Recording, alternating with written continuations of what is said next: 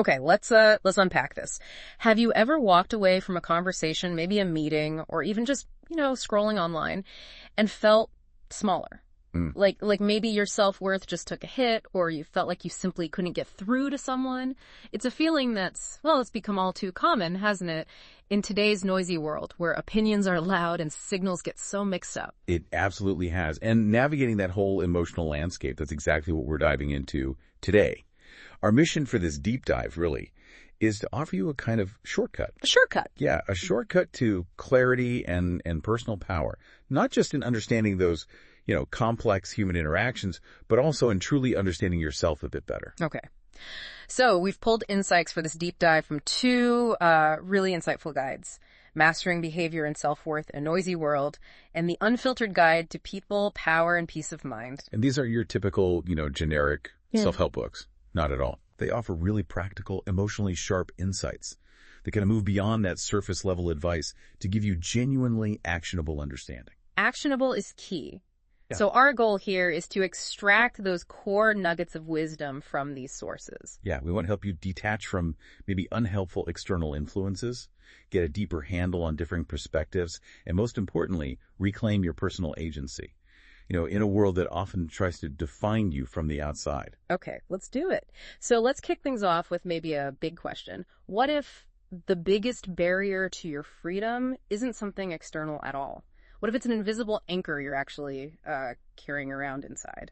That's such a crucial starting point. And our sources, particularly Mastering Behavior, they really zero in on this invisible anchor. They identify it as that pervasive societal tendency to seek validation from others. Right, from everyone. Parents, bosses, partners. Even strangers on social media, yeah. We're often maybe unconsciously just looking for that external stamp of approval. And both sources are incredibly clear on this, aren't they? They say, a truly fulfilled life, it really begins the moment you consciously separate your self-worth from that external approval. Exactly. Like Mastering Behavior states it so directly, you are not what others think of you. Simple as that. And then the Unfiltered Guide echoes it really powerfully, saying, your need to be liked is the anchor drowning you. Strong words. Wow, yeah. Drowning you. So let's make that practical. Okay, so imagine you're in a meeting, right? You share an idea and it just gets ignored. Crickets. Yeah, happens all the time. The old reaction, the conditioned one, might be to spiral, immediately thinking, was I not good enough? Was the idea terrible?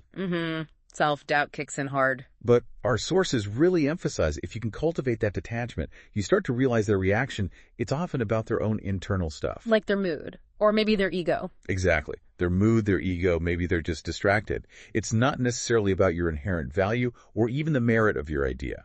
And the real power isn't just knowing that intellectually, right? It's practicing that emotional distance in the moment. Reminding yourself, this isn't about me. That little pause. That shift. Yeah. It brings incredible clarity and power. It lets you reassess the situation more objectively instead of letting it just define you right then and there. That's a really powerful way to frame it. It makes me think of those, those really common scenarios, like being in a group chat where you totally disagree with the plan, but you just bite your tongue, to keep the peace. And then you leave feeling frustrated, but not really with them. No, with yourself. Yeah, with yourself for not speaking up. Yeah. So how do the sources suggest we actively disarm that internal approval addiction in the moment? Well, that frustration you feel, that's a direct result of what the sources call the masks we wear. Polite compliance, maybe fake laughs, over-explaining decisions. All to be liked. All for the sake of being liked or just not offending anyone. The sources really urge us to recognize that pattern. And disarming it, it starts with self-awareness. Noticing when you're about to compromise your own truth for someone else's nod. Catching yourself. The moment you catch yourself, you have a choice. You can choose to act in line with your values, not just drift along with their expectations. And that leads us right into the second core concept here. You simply can't please everyone. Oh, absolutely not. It's an illusion. So why is chasing universal approval such an unwinnable race? Because for every supporter, there's inevitably going to be a critic. It's just how it is. Yeah. Our sources drive this home. Mastering Behavior says it flat out. You can't please everyone, so stop trying. Easier said than done sometimes. Oh, for sure. They use that common example, right? You post something thoughtful online, 10 people love it, one person mocks it. what do we do? We spiral over the one, it's so frustratingly human, we just zoom right in on that single dissenting voice. Exactly. So the key, according to the sources, is recognizing that the one critic, they just aren't your tribe. They're not your people. Okay. And this connects to that broader idea. True peace comes when your actions align with your values, not others' moods. It's about letting go of chasing that universal applause and centering yourself on what you believe is right, what feels authentic to you. So as you, the listener, maybe ponder what freedom begins the moment you're okay being misunderstood truly means for you. Let's shift focus. Let's move from our own internal anchors to how we navigate the people around us. Yeah, good transition. So, expert, what if those difficult people in our lives aren't actually difficult? What if they're just speaking a different language? That's a really profound reframe, isn't it? And it's central to both our sources. They highlight that conflict so often is just miscommunication. It's not usually malice. Miscommunication, not malice. I like that. People process information and communicate so differently. Some are super direct, others are more diplomatic, some seek control, others value harmony above all. And these clashes, these differences in wiring, often lead us to mislabel others. Yeah, we call them rude or incompetent or maybe even manipulative. Exactly. When, as the Unfiltered Guide puts it, people aren't difficult. They're differently wired. Oh, okay, give us some real-world examples. What does this differently wired thing look like? Okay, think about a colleague. You text them urgently, right? Need an answer now. And they reply like 5 hours later with just one word. Infuriating. You think, are they disrespecting me? Right. But maybe they're just a really task-focused introvert who actually prefers email and dislikes that kind of pressure. Uh-huh. Or your boss, maybe their one-line emails sound rude, but perhaps they just value hyper-efficiency. Or that coworker who triple-checks your work. Feels insulting sometimes. It can, but maybe it's not about insulting you. Maybe they're just wired for precision. That's their strength. So, if people are differently wired, the key skill here isn't about faking it, right? The sources say it's about adapting communication, tuning your frequency. But what does that actually look like day to day? It means asking yourself questions before you interact. Yeah. Like, does this person prefer quick, bulleted facts, or do they need the full backstory, the context? Mm-hmm. Are they driven by the big picture vision, or are they all about meticulous detail?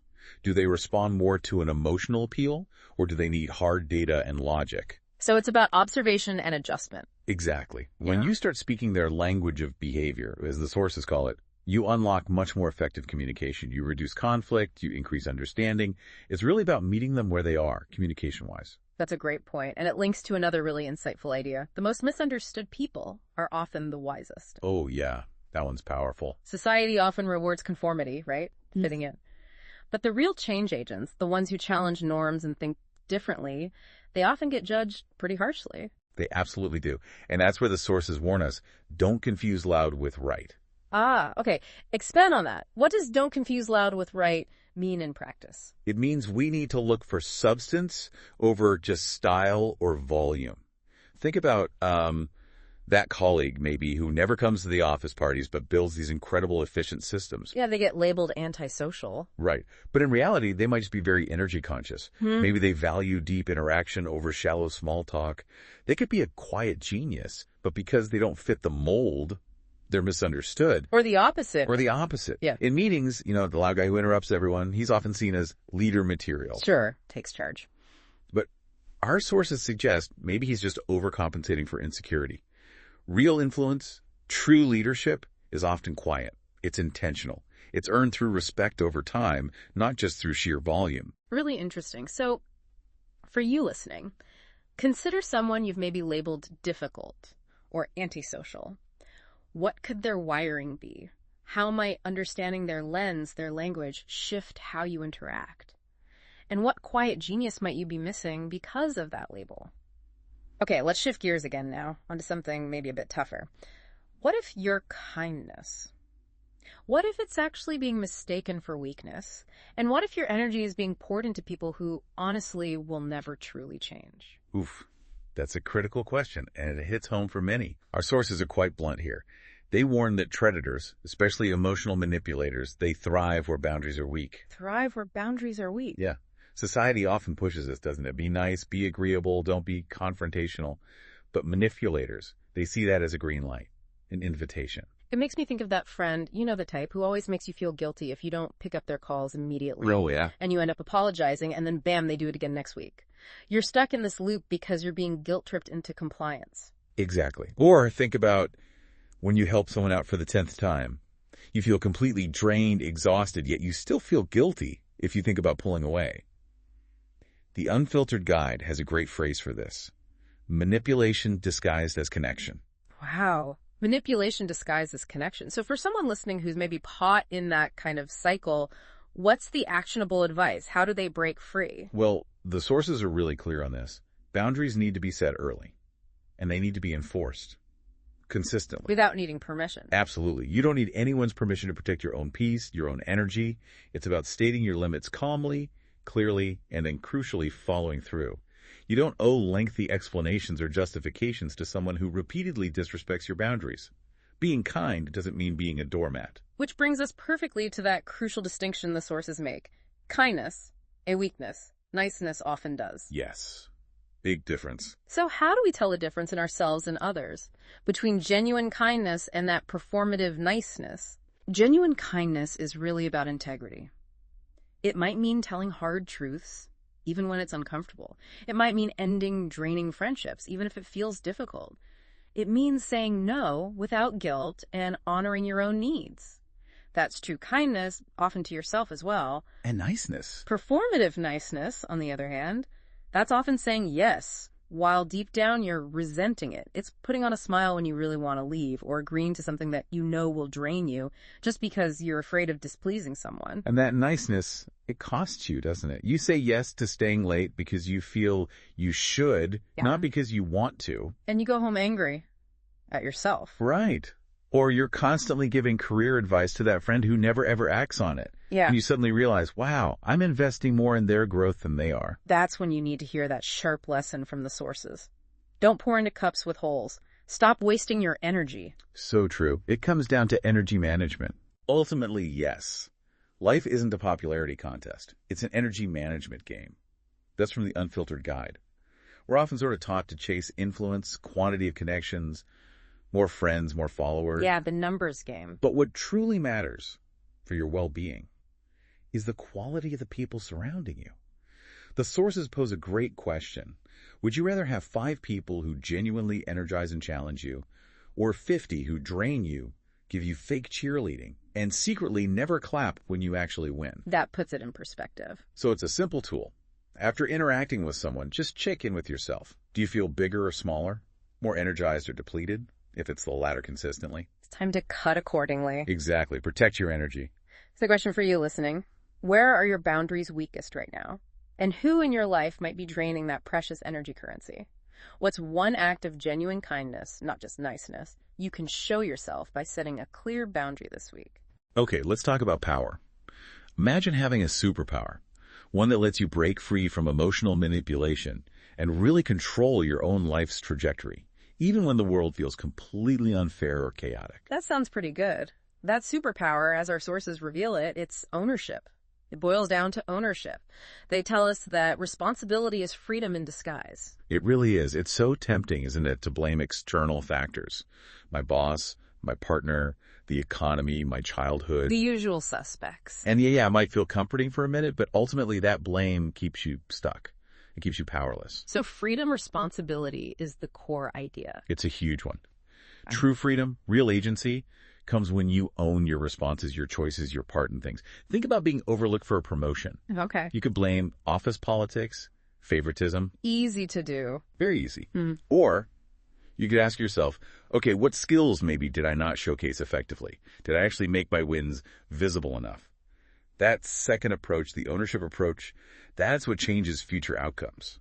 Because it shifts your focus from what you can't control the politics to what you can control, your actions, your strategy. Like you can't control being laid off from a job. Nope, that happens. Oh. But you absolutely can control how you talk about it, what steps you take next, and crucially, how you don't let that single event define your entire worth or future. So responsibility isn't this heavy burden we have to carry. No, it's the lever. Yeah. It's a tool that flips your life from just reacting to things to being intentional, being the driver. That's a crucial distinction. And it extends to our past, too, right? The sources say, your past is a convenient excuse, not a fixed sentence.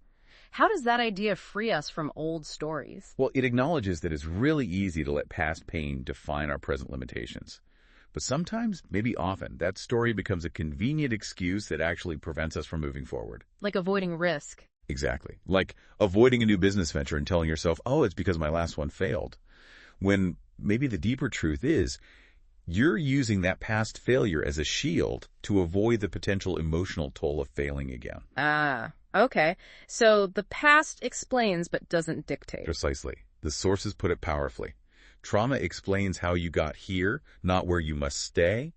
Your narrative, your story about yourself and your life, it's editable. Taking ownership means actively participating in rewriting it. And that leads us to what you called a superpower earlier, emotional self-awareness. Yes. Understanding your own emotional reactions, why you feel what you feel, that seems to be the master key to breaking free from manipulation, both external and internal. It absolutely is. Emotional self-awareness is your superpower. And another great line, every conflict is a mirror, not a war. Okay, every conflict is a mirror. Walk us through how that superpower actually plays out. How does that mirror work? It's profound when you start practicing it. So let's say you feel really offended by a colleague's joke. The reactive thing is to lash out, right? Yeah. Get defensive. Mm-hmm. But the self-aware response is to pause. Just take a beat and ask internally, okay, why did that specifically hit such a nerve with me? What's underneath this reaction? That pause, that inquiry, it gives you control back, control over your reaction. Instead of just being yanked around by the trigger. Exactly. Or maybe you get super defensive when a teammate challenges your idea. Is it really about the idea? Or is it because you're maybe attaching too much of your personal worth to your work? Ooh, good question. Not every disagreement is a personal attack or a threat. Sometimes that conflict is just a mirror, reflecting back to you where maybe your ego needs a little soothing, or where you're carrying an old insecurity that's getting poked. It's about looking inward first, not just pointing outward. Really powerful stuff. So as we wrap up this deep dive, maybe some final reflections for you listening. Where are you currently blaming something or someone outside yourself? What's just one aspect of your response in that situation that you can take ownership of starting today?